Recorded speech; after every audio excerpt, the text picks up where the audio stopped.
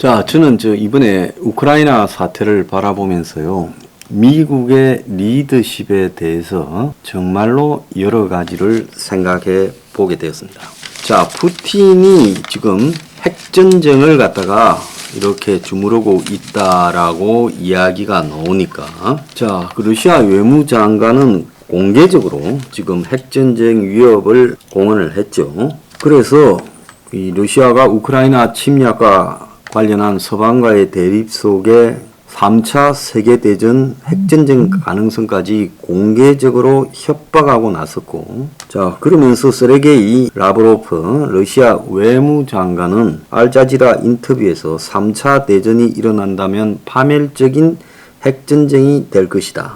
그래서 우크라이나가 러시아를 핵으로 위협하고 있다라는 황당한 소리를 하고, 우크라이나가 핵기술과 핵무기 운반 수단을 가지고 있는데 핵무기를 우크라이나가 취득할 경우 러시아가 위협에 빠진다라는 말도 되지 않는 소리를 합니다. 우크라이나에 미사일 기술이 있습니까?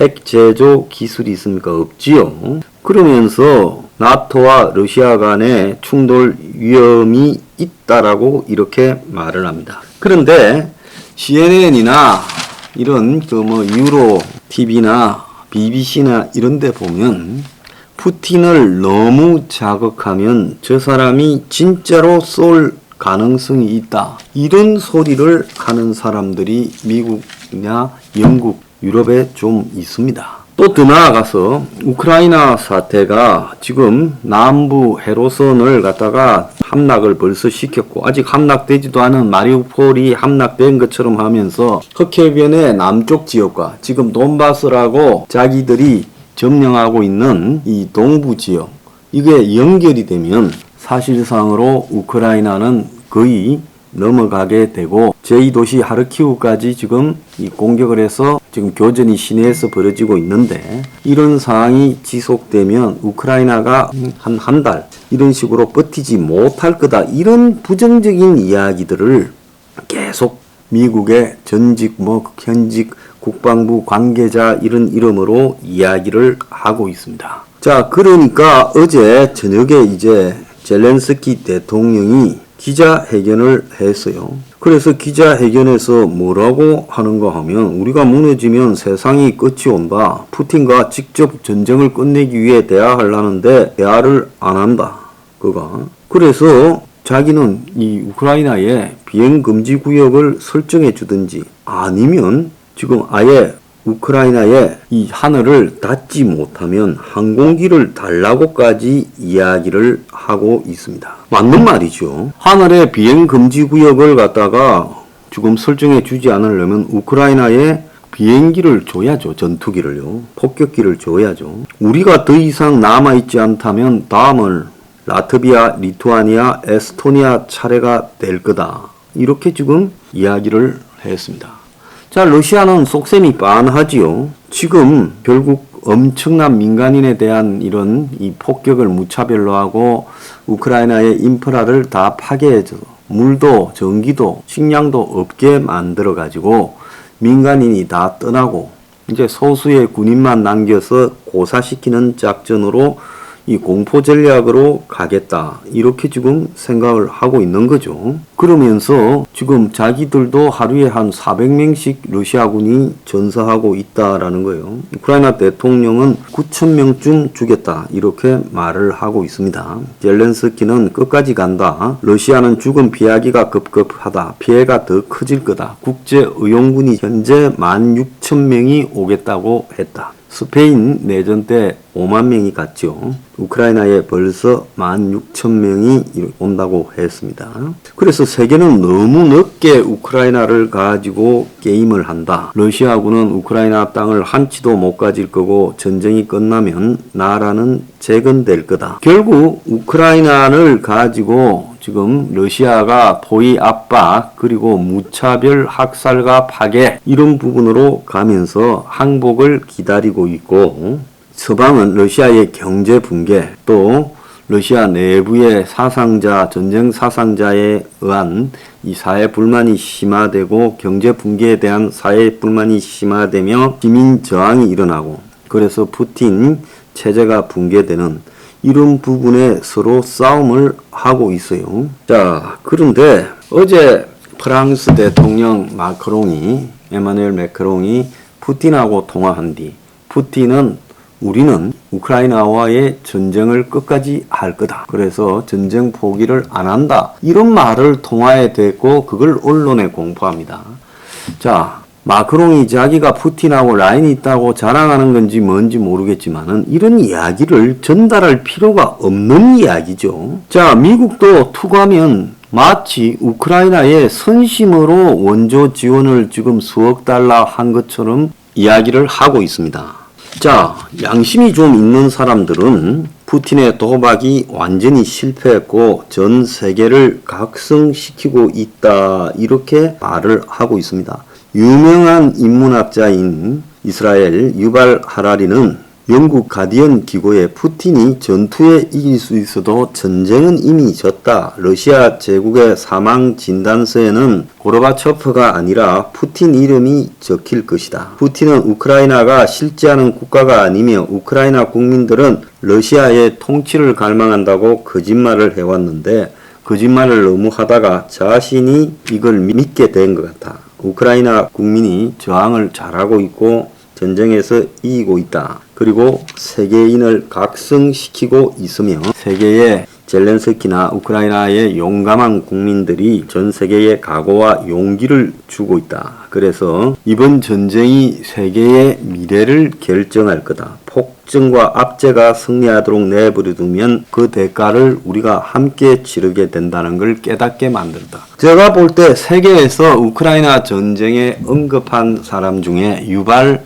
하라리만큼 확실하게 분명히 진실을 말한 사람이 없어요. 러시아가 우크라이나를 저렇게 먹어버리면 그 다음부터는 러시아와 중국 그리고 그들을 따르는 지금 폭정체제.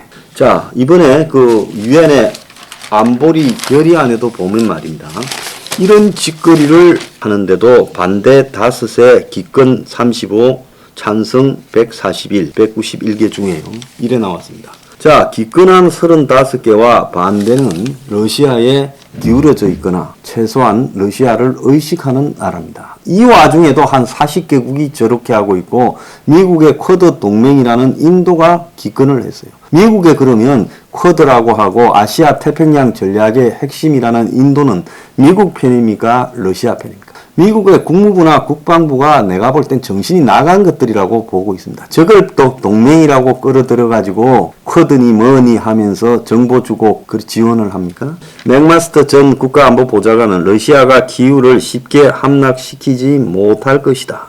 자, 그런데 미국이 아프간에서 철수하고 조지아 침공 때도 유럽이 조지아 침공 때도 방관하고 크림 병합 때도 방관하면서 러시아를 이렇게 만들었고 푸틴은 민주주의는 부서지기 쉽고 권위주의는 강력하다라고 확신하게 되었다. 이렇게 말을 하며 러시아군이 그러나 우크라이나 기후를 쉽게 함락은 못 시킬 거다. 이렇게 말을 합니다. 전 우크라이나 주재 1번 대사 써니 시객이라는 사람은 기고문을 통해 과거에 우크라이나는 친러파가 많았지만 겪어보기 전에는 러시아가 동부의 분리주의 무장 세력을 지원한다면서 2014년부터 일부 우크라이나 영토를 지배한 이후에 러시아가 지긋지긋하다는 인식이 우크라이나인 사이에 공유되고 있어서 항전의식이 푸틴의 예상을 뛰어넘고 있다. 이렇게 말을 했고 케네스 로고프 경제학자죠. 하버드 경제학과 교수는 미국과 유럽이 에너지와 군사 안보에 돈을 더 써야 되는 시대로 접어들 거다. 그래서 미국 국방비가 67년 11.1%에서 냉전 때요. 지난해 3.5%로 줄어들었고 영국과 프랑스는 2%.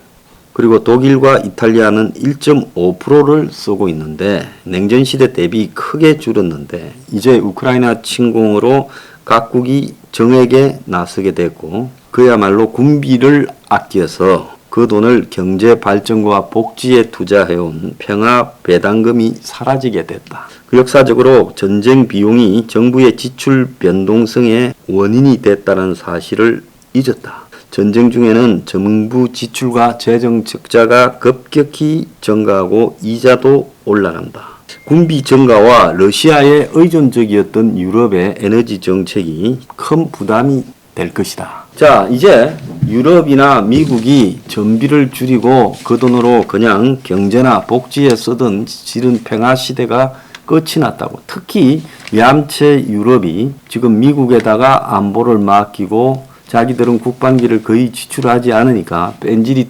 트럼프가 국방비 늘리라고 엄청 싸우다가 선거 떨어졌지요. 바이든은 적당히 유럽 달래가면서 두목질 하려다가 지금 이 코너에 몰렸습니다. 자, 핵심은요. 미국이 사고를 바꿔야 된다고 생각합니다. 미국이 세계를 위해서 자신들이 봉사를 해주고 있다. 뭐 한국에도 그런 생색 엄청 내고 있지요. 근데 하나 분명하게 아무도 말하지 않는 이야기를 내가 한번 지적하겠습니다. 미국은요. 기축 통화를 가지고 자기들 나라의 경제가 아무리 개판이 되어도 끝없이 달러를 찍어내면서 그냥 조폐 회사만 하나 있으면 끝없이 망하지 않고 굴러가는 구조를 만들었지 않습니까? 천문학적인 빚을 쌓고도요. 그래서 초인플레가 생겨도 미국이 세계를 주도해가는 경제력을 가지고 있고 그게 지금 다 어디서 나왔습니까? 만약에 미국이 세계 정치는 개입하지 않고 지정학적이거나 안보 문제는 개입하지 않으면서 기축 통화에 대한 주도권만 갖고 있다면 누가 미국 달러를 사용하겠습니까? 누가 미국 달러의 권위를 인정하겠습니까? 그렇지 않습니까? 미국은 그런 자신들이 부담해야 될 부분만 생각하고 자신들이 그 부담 때문에 누리고 있는 엄청난 이득, 즉 달러 발행국으로서 그것이 기축통화라 하면서 세계에 다 이렇게 통용되면서 이번에 보면 스위프트를 통해 러시아 은행을 세계 결제에서 추방시키는 그런 기능까지도 하고 있고 사실상 IMF니 뭐 WB니 이런 것들도 다 미국의 밑에 들어있잖아요. 유럽도 그렇습니다. 우크라이나가 만약에 한 달쯤 지나서 러시아한테 항복하고 다 점령됐다 칩시다. 그러면 러시아는 우크라이나를 먹는데 사람이 한 40몇천 명 죽고 엄청난 전비가 들었어요. 근데 고작 이제 우크라이나 하나 먹었습니다. 자, 러시아는 이제 어떻게 생각하겠습니까? 이 국방도 제대로 안 돼 있고 군인도 제대로 없고 무기도 제대로 없는 저 유럽 이제 내가 어차피 손에 피 묻혔으니까 하나씩 다 먹어버리겠다. 다음에는 몰도바다, 다음에는 조지아다, 다음에는 뭐 발틱 삼국이다. 이렇게 갈 때 정말 나토가 아니고 EU가 아니라서 개입을 안 했다는데 이제 러시아가 그러면 나토도 아직 못 들어갔고 EU도 못 들어간 몰도바나 조지아부터 하나씩 먹을 때 그때도 또 쳐다보고 있을 거예요. 아유 뭐 나토도 아니고 EU도 아니고 뭐 저기는 열심히 싸우지도 않으니까 무기도 대줄 필요 없고 그냥 남일처럼 보자. 자, 싹 먹습니다. 그리고 러시아의 역의 영토에다가 또 분쟁을 시켜가지고 다른 나라에 또 시비를 거는 이런 방법을 택하면서 발틱 삼국 이런 나라들을 건드리기 시작할 겁니다. 자, 그러면 그때는 미국이 전쟁에 참여를 할까요? 그래서 지금 좀 웃기는 짓거리들을 하고 있다는 겁니다. 우크라이나에 무기 대주고 쭉 하고 그래도 저거 오래 못 갈 거야 하면서 미국의 평론가들이 떠듭니다. 군사평론가들이야. 그것들이 다 무식한 놈들이니까요. 철학이나 역사적 인식이 없는 놈들이. 그러면서 한 달 뒤쯤 이제 망하면 우리가 그렇다고 했잖아. 자, 그러면서 우크라이나는 어쩔 수 없었다. 다만 나토나 EU 회원국은 잘 지키자. 뭐 요렇게 하면서 또 적당히 문을 닫으려고 하고 러시아에 타격을 많이 주고 이참에 러시아를 흔들었으니까 다행이다라고 위안을 하고 넘어갈 거예요. 그러니까 젤렌스키가 그 틈을 안 놓치는 거예요. 우리가 무너지면 너는 무사할 것 같냐? 러시아가 우크라이나에 만족할 것 같냐라고 이야기를 하는 겁니다. 자, 지금 거의 국방 안보에 대한 부담 없이 그야말로 무임승차해온 유럽들 그리고 심지어 러시아에다가 에너지를 거의 의존해오고 겨울 난방을 다 의존해온 독일 같은 나라들. 자, 그러면서 결국 끝없이 저 러시아 깡패 국가 아닙니까? GDP 12위입니다. 세계 12위요. 한국이 9등인가 그러지 않습니까? 12등이에요. 그리고 인구도 1억 4천밖에 안 돼요. 일본보다 고작 2천만 명 많습니다. 그러면 GDP도 적고 인구도 얼마 안 되고 솔직히 나라의 수준이 거의 바닥으로 떨어지고 있는 저 러시아가 군사 부분에서 특화되어서 전제주의 권위주의 국가로 만들어가지고 침략을 목표로 삼고 가게 된다면 앞으로 그러면 어떻게 할 겁니까? 민주주의 국가들이요. 그러면 푸틴을 보면서 푸틴이 우크라이나를 먹어도 세계가 뵐 수 없네 하면 바로 시진핑이 대만을 공격하겠지요. 시진핑이 대만을 공격하면 북한 보고 남한을 공격해라고 이야기를 하고 지원을 해줄 겁니다. 왜? 동시 전쟁이 붙어야 미국이 정신 못 차리고 일본도 정신 못 차리죠. 자, 그러면 대만과 한국은 남한은 아시아의 문제이기 때문에 동맹도 없습니다. EU가 있습니까? 나토가 있습니까? 그냥 미국하고의 동맹관계, 약속관계 그것밖에 없어요. 그러면 동시에 두 개의 전쟁이 벌어졌을 때 미국이 지금 감당이 될 거라 보십니까? 미국이 한국의 전쟁의 상황이 좀 불리해지거나 이렇게 되면 미국이 지금 끝까지 한국에 남아서 싸워줄 거라고 믿습니까? 미국 국민들 72%가요. 이 와중에도 우크라이나에 개입하지 말자고 합니다. 미국은요, 이라크, 아프간 전쟁을 치르면서 자살자가 참전 군인 중에 3만 명이라는 거예요. 그래서 이제는 미국은 이런 일에 싸울 여력도 그런 의지도 약화되고 있어요. 그러면 미국은 기축통화도 포기하고 세계 191개 나라 중에 n분의 1로 돌아가는 게 맞지요. 유럽도 싸우기 싫으면서 번영만 누리려고 하면 유럽은 깡패한테 하나씩 점령당할 겁니다. 히틀러가 그랬잖아요. 1938년에 뮌헨 회담에서 체코의 슈테덴을 합병하겠다. 그러니까 거기 갔던 챔벌렌 영국 총리와 또 달라디에 프랑스 총리가 결국 그걸 수용하지 않았습니까? 그래가 그것만 끝입니까? 그러고 난 다음에 오면서 평화를 얻었다라고 두 사람은 이야기했지만 역사 속에는 둘이는 쪼다가 되어 있죠. 그래도 달라디에는 자기를 환영하는 프랑스 국민한테 파리 이제 공항에 내려서 저 사람들이 진실이 어떤지 알면 뒤집어질 건데라고 말은 했습니다. 챔벌렌은요 전혀 그러지 않았어요. 그래서 역사책에 두 사람은 딱 낙인이 찍혀버린 거 아닙니까? 그래서 이 세계의 이 미국과 유럽의 이 비겁함과 또 이런 안이함이 지금 한국 전쟁이 나왔을 때는 적용이 될 건가? 저는 참으로 회의를 가지고 보고 있습니다. 자, 우크라이나 피한다고 3차 대전이 날 것 같으면 안 나겠습니까? 그래서 푸틴이 돌아서 핵을 쓸까봐 푸틴을 달래자는 이야기입니까? 아니면 제거하자는 이야기입니까? 푸틴이 진짜 쓸 수 있다고 그렇게 말을 하는 저희는 뭡니까? 그래서요, 이런 식으로 대응을 하면 결국은 세계는 중국, 러시아, 북한 등 깡패 국가들이 지 마음대로 하는 그런 시대가 될 수 있다는 겁니다.